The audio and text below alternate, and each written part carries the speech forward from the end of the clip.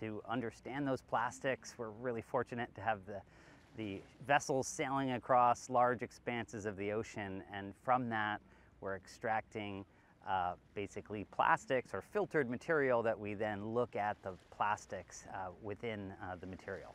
Water is being filtered through the system on board the vessels, and we report the data in the number of particles in a volume.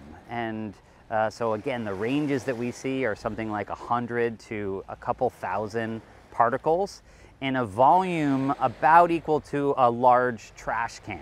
So quite a big volume, but we're still talking about hundreds to thousands of particles in a pretty small volume. And keep in mind that this is an ocean space where these particulates weren't present in before. There's a lot of microorganisms and larger organisms that are occupying that space as well and are inadvertently going to be involved in interacting with that. We've been looking at samples from leg 2 and leg 3, and those sort of samples came across sort of the southern Atlantic Ocean and across the Southern Ocean. And what we've seen is a wide range in concentrations of microplastics, sort of at the low end, just under 100 particles per cubic meter, all the way up to almost 2,000 particles per cubic meter. So those are pretty high concentrations. The highest concentrations were seen near the sort of coastal urban population centers, with some high values also seen sort of in open areas, open ocean areas near the garbage patches.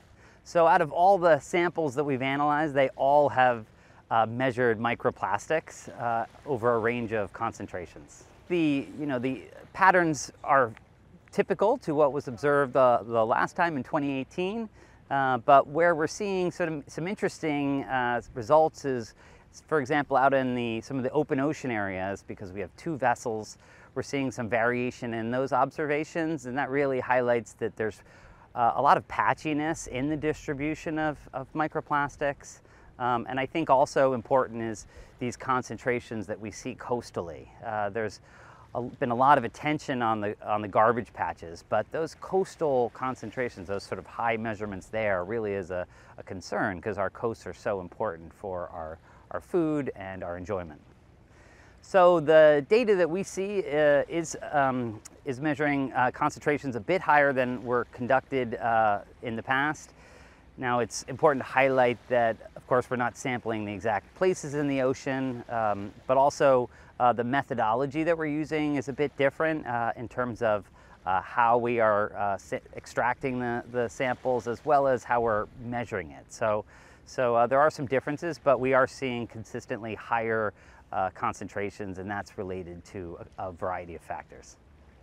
One thing that's also different about the sampling this time around in the analysis is that the work is involving looking at the composition of the plastics.